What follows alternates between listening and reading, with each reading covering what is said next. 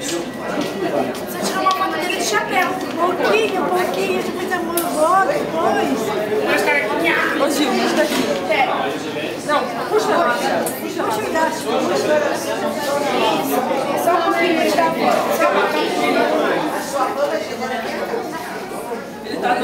Ele saiu desvalorizado ainda com o chapéuzinho.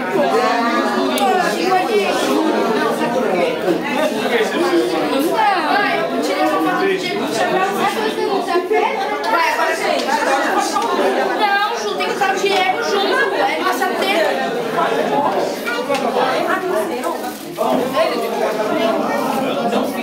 Vai, pode então acostumada a minha filha. Fico mesmo a família.